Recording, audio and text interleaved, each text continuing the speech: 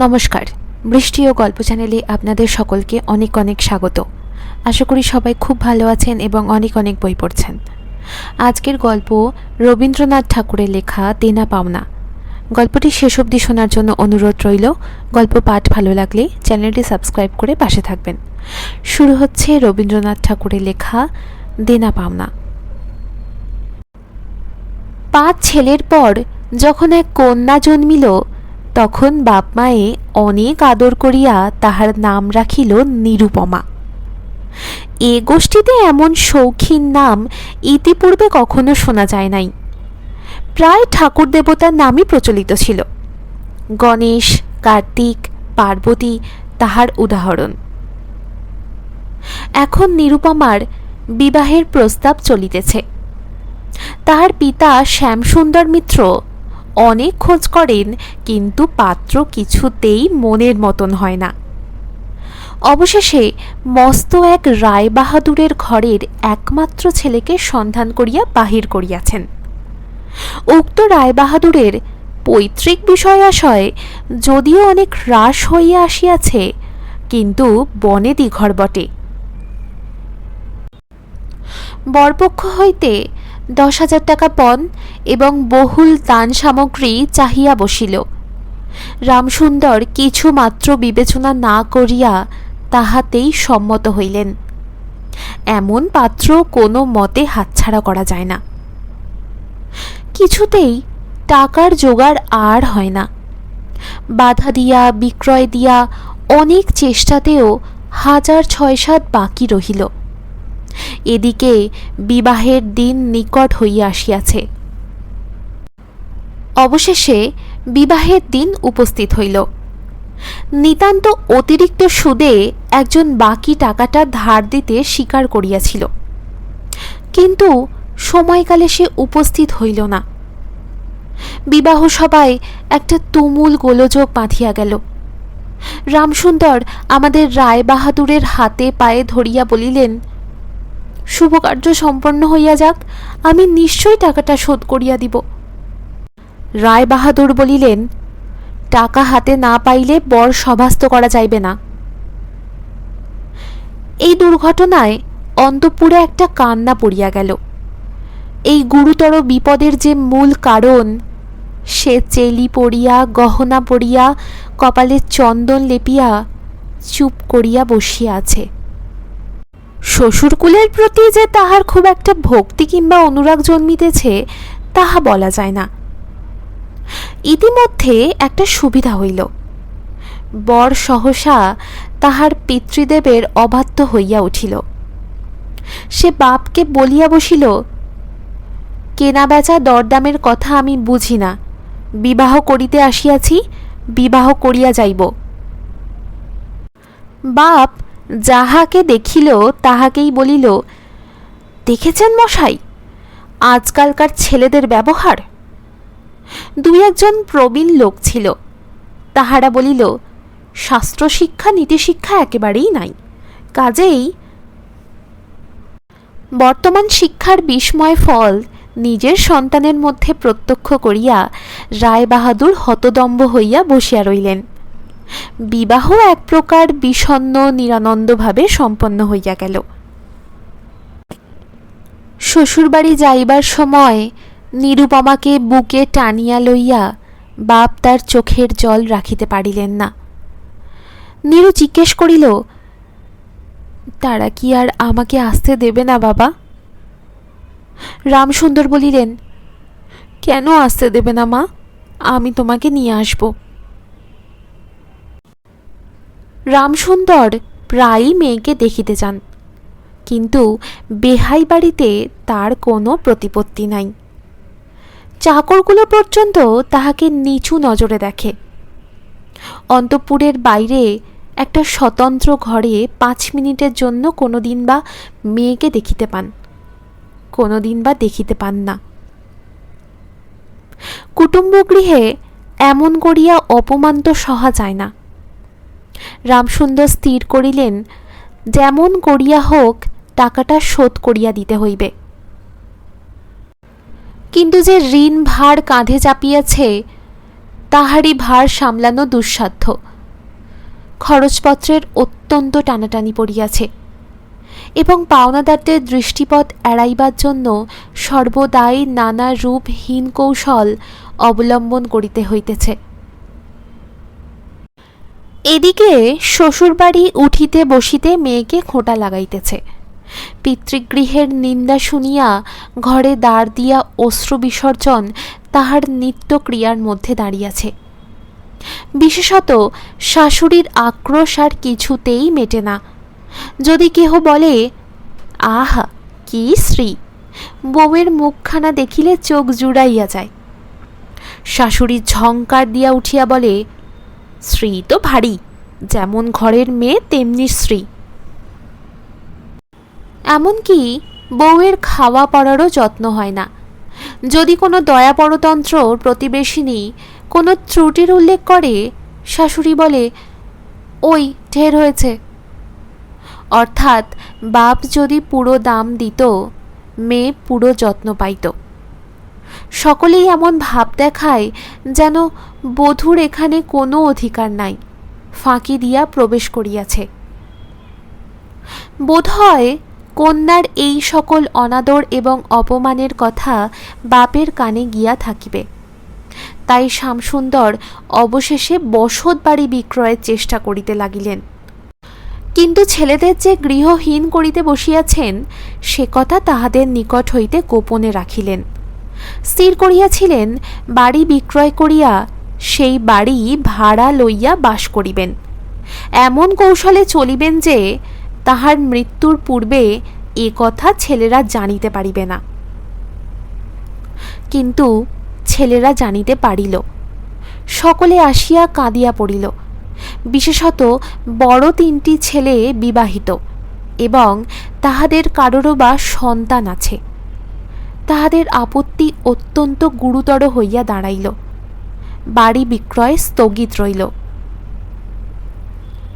তখন শ্যামসুন্দর নানা স্থান হইতে বিস্তর সুদে অল্প অল্প করিয়া টাকা ধার করিতে লাগিলেন। এমন হইল যে সংসার খরচ আর চলে না। নীরু বাপের মুখ দেখিয়া সব বুঝিতে পারিল। বৃদ্ধের পক্ক কেশে, শুষ্ক মুখে এবং সদা কুঞ্চিতভাবে দৈন্য এবং দুশ্চিন্তা প্রকাশ হইয়া পড়িল। মেয়ের কাছে যখন বাপ অপরাধী, তখন সে অপরাধের অনুতাপ কি আর গোপন রাখা যায়? রামসুন্দর যখন বেহাই বাড়ির অনুমতিক্রমে ক্ষণকালের জন্য কন্যার সাক্ষাৎ লাভ করিতেন, তখন বাপের বুক যে কেমন করিয়া ফাটে, তাহা তাহার হাসি দেখিলেই টের পাওয়া যাইত। সেই ব্যথিত পিতৃহৃদয়কে সান্ত্বনা দেবার উদ্দেশ্যে দিনকতক বাপের বাড়ি যাইবার জন্য নীরু নিতান্ত অধীর হইয়া উঠিয়াছে। বাপের ম্লান মুখ দেখিয়া সে আর দূরে থাকিতে পারে না। একদিন রামসুন্দরকে কহিল, বাবা, আমাকে একবার বাড়ি লইয়া যাও। রামসুন্দর বলিলেন, আচ্ছা। কিন্তু তাহার কোনো জোর নাই।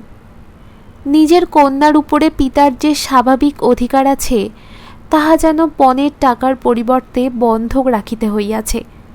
এমনকি কন্যার দর্শন, সেও অতি সসংকোচে ভিক্ষা চাইতে হয় এবং সময় বিশেষে নিরাশ হইলে দ্বিতীয় কথাটি কইবার মুখ থাকে না। কিন্তু মেয়ে আপনি বাড়ি আসিতে চাহিলে বাপ তাকে না আনিয়া কেমন করিয়া থাকে। তাই বেহাইয়ের নিকট সে সম্বন্ধে দরখাস্ত পেশ করিবার পূর্বে রামসুন্দর কত হীনতা, কত অপমান, কত ক্ষতি স্বীকার করিয়া যে 3,000 টাকা সংগ্রহ করিয়াছিলেন, সেই ইতিহাস গোপন থাকাই ভালো। নোট কখানি রুমালে জড়াইয়া চাদরে বাঁধিয়া রামসুন্দর বেহাইয়ের নিকট গিয়া বসিলেন। প্রথমে হাস্য মুখে পাড়ার খবর পড়িলেন। হরেকৃষ্ণের বাড়িতে একটা মস্ত চুরি হইয়া গেছে, তাহার আদ্য প্রান্ত বিবরণ বলিলেন। নবীন মাধব ও রাধা মাধব দুই ভাইয়ের তুলনা করিয়া বিদ্যা, বুদ্ধি ও স্বভাব সম্বন্ধে রাধা মাধবের সুখ্যাতি এবং নবীন মাধবের নিন্দা করিলেন। শহরে একটা নতুন ব্যামো আসিয়াছে, সে সম্বন্ধে অনেক আজগুবি আলোচনা করিলেন। অবশেষে হুঁকাটি নামাইয়া রাখিয়া কথায় কথায় বলিলেন, হ্যাঁ হ্যাঁ বেহাই, সেই টাকাটা বাকি আছে বটে। রোজই মনে করি যাচ্ছি অমনি হাতে করে কিছু নিয়ে যাই, কিন্তু সময়কালে মনে থাকে না। আরে ভাই, বুড়ো হয়ে পড়েছি। এমনি এক দীর্ঘ ভূমিকা করিয়া পাঞ্জরের তিনখানি অস্থির মতো সেই তিনখানি নোট যেন অতি সহজে অতি অবহেলে বাহির করিলেন। সবেমাত্র ৩,০০০ টাকার নোট দেখিয়া রায়বাহাদুর অট্টহাস্য করিয়া উঠিলেন। বলিলেন, থাক বেহাই, ওতে আমার কাজ নাই। একটা প্রচলিত বাংলা প্রবাদের উল্লেখ করিয়া বলিলেন, সামান্য কারণে হাত দুর্গন্ধ করিতে তিনি চান না। এই ঘটনার পর মেয়েকে বাড়ি আনিবার প্রস্তাব কাহারও মুখে আসে না। কেবল রামসুন্দর ভাবিলেন, সে সকল কুটুম্বিতার সংকোচ আমাকে আর শোভা পায় না। মর্মাহতভাবে অনেকক্ষণ চুপ করিয়া থাকিয়া অবশেষে মৃদু স্বরে কথাটি পাড়িলেন। রায়বাহাদুর কোনো কারণ মাত্র উল্লেখ না করিয়া বলিলেন, সে এখন হচ্ছে না। এই বলিয়া কর্মপক্ষলয়ে স্থানান্তরে চলিয়া গেলেন। রামসুন্দর মেয়ের কাছে মুখ না দেখাইয়া কম্পিত হস্তে কয়েকখানি নোট চাদরের প্রান্তে বাঁধিয়া বাড়ি ফিরিয়া গেলেন। মনে মনে প্রতিজ্ঞা করিলেন, যতদিন না সমস্ত টাকা শোধ করিয়া দিয়া অসংকোচে কন্যার উপর দাবি করিতে পারিবেন, ততদিন আর বেহাই বাড়িতে যাইবেন না। বহুদিন গেল। নিরুপমা লোকের ওপর লোক পাঠায়, কিন্তু বাপের দেখা পায় না। অবশেষে অভিমান করিয়া লোক পাঠানো বন্ধ করিল। তখন রামসুন্দরের মনে বড় আঘাত লাগিল, কিন্তু তবু গেলেন না। আশ্বিন মাস আসিল। রামসুন্দর বলিলেন, এবার পুজোর সময় মাকে ঘরে আনবই, নইলে আমি। খুব একটা শক্ত রকম শপথ করিলেন। পঞ্চমী কি ষষ্ঠীর দিনে আবার চাদরের প্রান্তে গুটিকতক নোট বাঁধিয়া রামসুন্দর যাত্রার উদ্যোগ করিলেন। ৫ বৎসরের এক নাতি আসিয়া বলিল, দাদা, আমার জন্য গাড়ি কিনতে যাচ্ছিস? বহুদিন হইতে তাহার ঠেলা গাড়িতে চড়িয়া হাওয়া খাইবার শখ হইয়াছে, কিন্তু কিছুতেই তাহা মিটিবার উপায় হইতেছে না। ৬ বছরের এক নাতনি আসিয়া সরদনে কহিল, পূজার নিমন্ত্রণে যাইবার মতো তাহার একখানিও ভালো কাপড় নাই। রামসুন্দর তাহা জানিতেন এবং সে সম্বন্ধে তামাক খাইতে খাইতে বৃদ্ধ অনেক চিন্তা করিয়াছেন। রায়বাহাদুরের বাড়ি যখন পুজোর নিমন্ত্রণ হইবে, তখন তাহার বধূগণকে অতি যৎসামান্য অলঙ্কারে অনুগ্রহ পাত্র দরিদ্রের মতো যাইতে হইবে। এ কথা স্মরণ করিয়া তিনি অনেক দীর্ঘশ্বাস ফেলিয়াছেন, কিন্তু তাহাতে তাহার ললাটে বার্ধক্য রেখা গভীরতর অঙ্কিত হওয়া ছাড়া আর কোনো ফল হয় নাই। দৈনপীড়িত গৃহের ক্রন্দনধ্বনি কানে লইয়া বৃদ্ধ তাহার বেয়াই বাড়িতে প্রবেশ করিলেন। আজ তাহার সে সংকোচ বোধ নাই। দ্বাররক্ষী এবং ভৃত্যদের মুখের প্রতি সে চকিত সলজ্জিত দৃষ্টিপাত দূর হইয়া গিয়াছে, যেন আপনার গৃহে প্রবেশ করিলেন। শুনিলেন রায়বাহাদুর ঘরে নাই, কিছুক্ষণ অপেক্ষা করিতে হইবে। মনের উচ্ছ্বাস সংবরণ করিতে না পারিয়া রামসুন্দর কন্যার সহিত সাক্ষাৎ করিলেন। আনন্দে ২ চোখ দিয়া জল পড়িতে লাগিল। বাপও কাঁদে, মেয়েও কাঁদে। দুইজনে কেহ আর কথা কহিতে পারে না। এমন করিয়া কিছুক্ষণ গেল। তারপরে শ্যামসুন্দর কহিলেন, এবার তোকে নিয়ে যাচ্ছি মা, আর কোনো গোল নাই। এমন সময় রামসুন্দরের জ্যেষ্ঠ পুত্র হরমোহন তার ২ ছোট ছেলের সঙ্গে লইয়া সহসা ঘরে প্রবেশ করিলেন। পিতাকে বলিলেন, বাবা, আমাদের তবে এবার পথে ভাসালে। রামসুন্দর সহসা অগ্নিমূর্তি হইয়া বলিলেন, তোদের জন্য কি আমি নরকগামী হব? আমাকে তোরা আমার সত্য পালন করিতে দিবি নে? রামসুন্দর বাড়ি বিক্রয় করিয়া বসিয়া আছেন। ছেলেরা কিছুতে না জানিতে পায় তাহার অনেক ব্যবস্থা করিয়াছিলেন, কিন্তু তবু তাহারা জানিয়াছে দেখিয়া তাহাদের প্রতি অত্যন্ত রুষ্ট ও বিরক্ত হইয়া উঠিলেন। তাহার নাতি তাহার দুই হাঁটু সবলে জড়াইয়া ধরিয়া মুখ তুলিয়া কহিল, দাদু, আমাকে গাড়ি কিনে দিলে না? নত শির রামসুন্দরের কাছে বালক কোনো উত্তর না পাইয়া নীরুর কাছে গিয়া বলিল, পিসিমা, আমাকে একখানা গাড়ি কিনে দেবে? নিরুপমা সমস্ত ব্যাপার বুঝিতে পারিয়া কহিল, বাবা, তুমি যদি আর 1 পয়সা আমার শ্বশুরকে দাও তাহলে আর তোমার মেয়েকে দেখতে পাবে না, এই তোমার গা ছুঁয়ে বললুম। রামসুন্দর বলিলেন, ছি মা, অমন কথা বলতে নেই। আর এই টাকাটা যদি আমি না দিতে পারি তাহলে তোর বাপের অপমান আর তোরও অপমান। নীরু কহিল, টাকা যদি দাও তবেই অপমান। তোমার মেয়ের কি কোনো মর্যাদা নেই? আমি কি কেবল একটা টাকার থলি? যতক্ষণ টাকা আছে ততক্ষণ আমার দাম। না বাবা, এই টাকা দিয়ে তুমি আমাকে অপমান করো না। তাছাড়া আমার স্বামী তো এ টাকা চান না। রামসুন্দর কহিলেন, তাহলে তোমাকে যেতে দেবে না মা? নিরুপমা কহিল, না দেয় তো কি করব বলো? তুমিও আর নিয়ে যেতে চেও না। রামসুন্দর কম্পিত হস্তে নোট বাঁধা চাদরটি কাঁধে তুলিয়া আবার চোরের মতো সকলের দৃষ্টি এড়াইয়া বাড়ি ফিরিয়া গেলেন।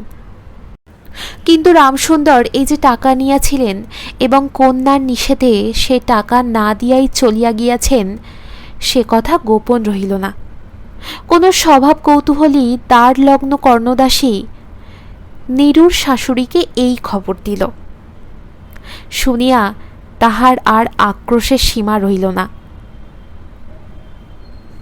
নিরুপমার পক্ষে তাহার শ্বশুরবাড়ি সরসজ্জা হইয়া উঠিল। এদিকে তাহার স্বামী বিবাহের অল্প দিন পরেই ডেপুটি ম্যাজিস্ট্রেট হইয়া দেশান্তরে চলিয়া গিয়াছে, এবং পাছে সংসর্গ দোষে হীনতা শিক্ষা হয়, এই ওজরে সম্প্রতি বাপের বাড়ির আত্মীয়দের সহিত নীরুর সাক্ষাৎকার সম্পূর্ণ নিষিদ্ধ হইয়াছে। এই সময় নীরুর একটা গুরুতর পীড়া হইল, কিন্তু সেজন্য তাহার শাশুড়িকে সম্পূর্ণ দোষ দেওয়া যায় না। শরীরের প্রতি সে অত্যন্ত অবহেলা করিত। কার্তিক মাসের হিমের সময় সমস্ত রাত মাথার দরজা খোলা। শীতের সময় গায়ে কাপড় নাই, আহারের নিয়ম নাই। দাসীরা যখন মাঝে মাঝে খাবার আনিতে ভুলিয়া যাইত, তখন যে তাহাদের একবার মুখ খুলিয়া স্মরণ করিয়া দেয়া, তাহাও সে করিত না। সে যে পরের ঘরের দাসদাসী এবং কর্তা গৃহিণীদের অনুগ্রহের উপর নির্ভর করিয়া বাস করিতেছে, এই সংস্কার তাহার মনে বদ্ধমূল হইতেছিল।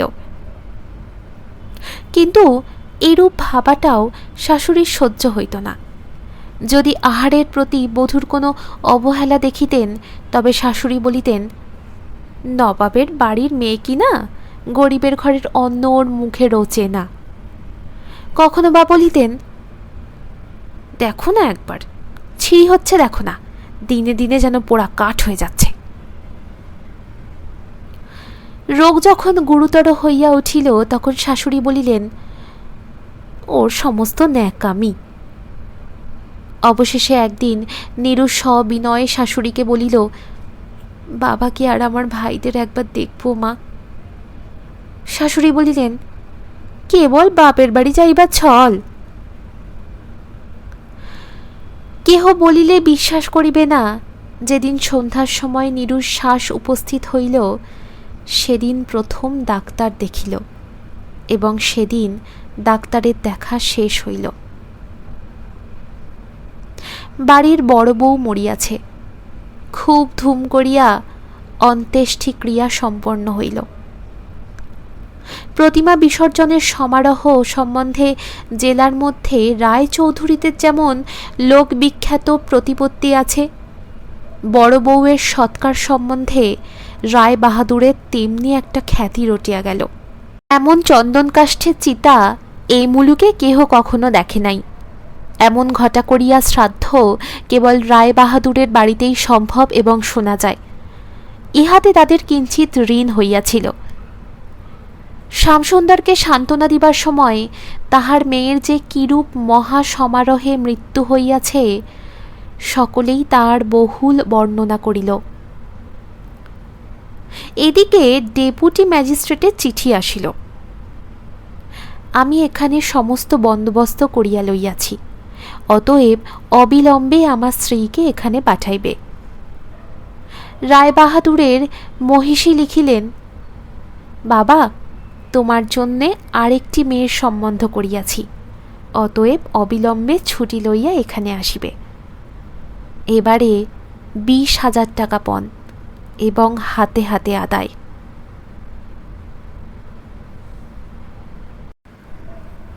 গল্পটি শেষ হলো। গল্প পাঠ আপনাদের কেমন লাগলো অবশ্যই কমেন্ট করে জানাতে ভুলবেন না। ভালো লাগলে চ্যানেলটি সাবস্ক্রাইব করে পাশে থাকবেন। সুস্থ থাকুন, ভালো থাকুন, বেশি বেশি করে বই পড়ুন। শেষ অবধি আমার সাথে থাকার জন্য অনেক ধন্যবাদ।